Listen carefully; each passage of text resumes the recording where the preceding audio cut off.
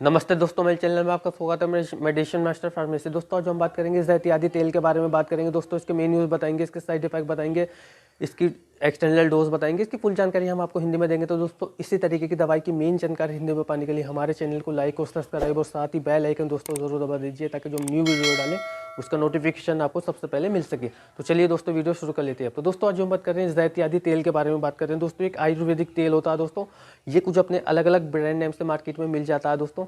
इसे जो मैन्युफैक्चरिंग करती हैं दोस्तों, इसे डाबर कंपनी भी करती है और दोस्तों इसे वैद्यनाथ कंपनी भी करती है। इसे अलग अलग कंपनियां मैन्युफैक्चरिंग करती है, इसलिए अपने अलग अलग ब्रांड नेम से मार्केट में मिल जाता है। और दोस्तों इसकी जो पैकेजिंग आती है, जिसकी बॉटल आती है दोस्तों 100 ml की आती है और ये 100 रुपये के लगभग ये आपको मार्केट में मिल जाती है, हर मेडिकल स्टोर पर मिल जाती है। और ये डॉक्टर की प्रिस्क्रिप्शन पे मिलने वाला ऑयल होता है दोस्तों। और दोस्तों मैं आपको बता देता हूँ कि तब भी इस ऑयल को दें तो अपने पेशेंट का पुराना इतिहास जान लें कि उससे कोई इस तेल से एलर्जी तो नहीं है, स्किन एलर्जी तो नहीं है एक्सटर्नल में, तो वो सब कुछ जानने के बाद में इस तेल को दें। अब दोस्तों मैं आपको बता देता हूँ कि ये कौन से ग्रुप से ये मतलब बिलोंग करता, क्या इसमें सामग्री होती है दोस्तों। तो दोस्तों एक एंटी फंगल होता है दोस्तों, मतलब ये एलर्जी के लिए होता है। तो दोस्तों अब मैं आपको इसके सामग्री बता देता हूँ कि इसमें क्या क्या सामग्री होती है। तो दोस्तों इसमें होता है स्टेरॉइड होता है, जो दवा मतलब की पावर को, मतलब ये जो सामग्री है उसकी पावर को बढ़ाता है। और दोस्तों इसके अंदर होता है, दोस्तों ये कौन से ग्रुप से बिलोंग करता है दोस्तों, तो ये एंटोमाइक्रोबिया और एंटी फंगल ये होता है दोस्तों। एंटोमाइक्रोबिया और एंटी फंगल ये होता है दोस्तों। तो इसमें जो सामग्री पाई जाती है दोस्तों, ग्लूकोसाइड, स्टेरॉइड, राइड। तो दोस्तों ये कुछ इसमें ऐसी सामग्रियाँ होती हैं जो ये जड़ी बूटियाँ होती हैं, इनसे बना हुआ होता है दोस्तों। तो दोस्तों अब मैं आपको इसके कुछ आपको यूजेस बता देता हूँ दोस्तों। इसके जो यूज़ लिए जाते हैं एहतियाती तेल के दोस्तों, जैसे आपके फैस्टुला हो गया हो, भगंदर हो गया हो, या फिशर हो गई हो, या बवासीर हो गई हो, तो उस कंडीशन में इसका यूज़ लिया जाता है दोस्तों। तो दोस्तों इसके जो रहते हैं यूजेस, मैंने जैसे आपको बताया भगंदर में या बवासीर में या उसमें इसके यूज़ लिए जाते हैं, बवासीर भगंदर में। तो इसे जब जो मतलब गुदा द्वार पे जो आपके मतलब एक फुंसी से फोड़ा निकल जाता है दोस्तों, उसमें तो बार बार ब्लड आता है, मवाद आती है, तो उस कंडीशन में भी इसका यूज़ लिया जाता है। या जैसे बवासीर हो जाती है, बादी बवासीर होती है, या खूनी बवासीर होती है, अंदर मतलब मस्से हो जाती हैं, तो उस कंडीशन में भी इसका यूज़ लिया जाता है। और दोस्तों जैसे कि मान लीजिए आपको फिशर हो जाती है, अंदर से कट लग जाती हैं, जो एनल गुदा द्वार होता है वहाँ पे, तो उस कंडीशन में भी इसका यूज़ लिया जाता है दोस्तों। तो बवासीर में इसका यूज़ अच्छा लिया जाता है। आपका पुराने से पुराना घाव हो जाता है, फुंसी फोड़ा हो जाता है, उस कंडीशन में इसका यूज़ लिया जाता है। तो वहाँ पे पट्टी में लगा के इसको आप लगा सकते हैं। या पुराने से पुराना घाव हो गया, या नसूर हो गया, भगंदर जिसे बोल देते हैं, उस कंडीशन में भी इसका यूज़ लिया जाता है। तो अब मैं आपको बता देता हूँ इसका एहतियाती तेल के दोस्तों, बवासीर में, भगंदर में या फिशर में इसके यूज़ अच्छे लिए जाते हैं। और दोस्तों मैं आप बता देता हूँ आपके फुंसी फोड़ा या कोई एलर्जी हो गई हो, उस कंडीशन में भी इसका एहतियाती तेल का यूज़ लिया जाता है।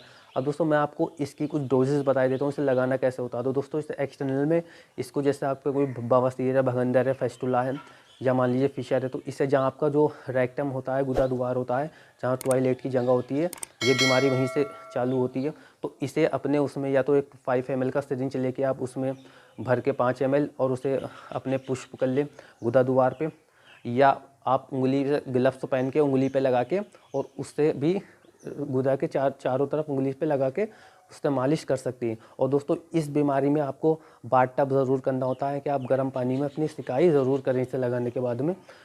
तो दोस्तों उससे ये आपकी बीमारी बहुत जल्दी ठीक हो जाती है, रिकवर हो जाती है। अब मैं दोस्तों आपको बता देता हूँ, एलर्जी, फुंसी फोड़ा, पुराने से पुराना फोड़ा हो, तो उसमें भी 2 से 3 महीने में ये असर दिखा देता है, या आपके नसूर हो जाता है, उस कंडीशन में भी इसका अगर यूज़ करते हैं, आप लगाते हैं इसे ज़ख्म पे, तो ये 3 से 4 महीने में ये बिल्कुल अपना रिजल्ट दिखाने लगता है दोस्तों। और आपको एलर्जी हो जाती है तो उस कंडीशन में फंगल इन्फेक्शन हो जाता है, तो उस कंडीशन में भी स्किन से रिलेटिव उस कंडीशन में भी इसका यूज़ लिया जाता है। अब दोस्तों मैं आपको बता देता हूँ, ये इसे एक्सटर्नल बाहर से लगाना होता है। अब दोस्तों मैं आपको इसके कुछ कॉमन से साइड इफेक्ट बता देता हूँ। इसके साइड इफेक्ट नहीं होते दोस्तों, क्योंकि एक आयुर्वेदिक होता है। तो दोस्तों इसके साइड इफेक्ट, इसे बालों में ना लगाएं आप, और इसे आंखों से बचा के रखें, मुंह से बचा के रखें। इसके कॉमन से साइड इफेक्ट, इसका कोई साइड इफेक्ट देखने को नहीं मिलता। अब दोस्तों मैं आपको बता देता हूँ कि इसके जो सावधानियाँ होती हैं दोस्तों, चाहे गर्भवती महिला हो, या स्तनपान करने वाली महिला हो, या जो ब्रेस्ट फीडिंग मदर हो, वो एक्सटर्नल इसका यूज़ कर सकती है दोस्तों, बिना डॉक्टर की सलाह से। और दोस्तों इसके साथ में अल्कोहल का भी यूज़, शीशा आप का यूज़ कर सकती हैं आप। और दोस्तों मैं आपको बता देता हूँ, इससे आप लगाने के बाद में आप कार या कुछ भी काम जो आपका होगा वो आप इसे आसानी से कर सकती हैं। अब दोस्तों मैं आपको बता देता हूँ कि इस ऑयल का जो ड्यूरेशन टाइम होता है 2 से 3 महीने इसे लगाएं, इससे ज़्यादा आप अदरवाइज़ नहीं लगाएं। अगर इससे ज़्यादा लगाते हैं तो अपने डॉक्टर से सलाह लें दोस्तों, ताकि आपको इससे ज़्यादा दिक्कत देखने को मिले तो जैसा आपका डॉक्टर बोले उसके अकॉर्डिंग ही आप इसे लगाएं। अब दोस्तों मैं आपको बता देता हूँ इसके बारे में, ज़ैतियादी तेल के बारे में। दोस्तों इसके जो ज़ैतियादी तेल के जो यूज़ लिए जाते हैं दोस्तों, तो इसके यूज़ लिए जाते हैं जिससे आपके फैट लॉस हो जाता है, भगंदर हो जाता है, नसूर हो जाता है, उस कंडीशन में इसका बहुत अच्छा यूजेस लिया जाता है। और दोस्तों जो भगंदर होता है, नसूर होता है, पहले उसकी आप जाँच कराएँ, जाँच कराने के बाद में ही इसका इलाज कराएँ, क्योंकि उसमें दोस्तों कुछ ट्यूबरकुलोसिस का भगंदर भी हो जाता है, तो उसमें पहले आप इलाज कराएं, उसके बाद में ही आप टीबी से बनने वाला भगंदर हो जाता है, बीमारियां हो जाती है, उसके बाद में ही आपको पता चलता है, तभी इसका इलाज कराएं, किसी अन्य डॉक्टर को ना दिखाएं दोस्तों। अब मैं दोस्तों आपको बता देता हूँ कि इसके जो यूज़ लिए जाते हैं ज़ैतियादी तेल के, बवासीर में, भगंदर में, फैस्टुला में, नसूर में इसके यूज़ लिए जाते हैं अच्छे। और जो एलर्जी हो जाती है स्किन से रिलेटिव, उसमें इसका यूज़ लिया जाता है, फंगल इन्फेक्शन में इसका यूज़ लिया जाता है। तो दोस्तों अगर ज़ैतियादी तेल के बारे में आपका कोई सवाल है तो आप हमें कमेंट बॉक्स में लिख के पूछ सकते हैं, हम इसका आपको ज़रूर जवाब देंगे दोस्तों। तो इसी तरीके की दवाई की मेन जानकारी हिंदी में पाने के लिए हमारे चैनल को लाइक और सब्सक्राइब और साथ ही बेल आइकन ज़रूर दबा दीजिए, ताकि जब न्यू वीडियो डालें उसका नोटिफिकेशन आपको सबसे पहले मिल सके। धन्यवाद दोस्तों।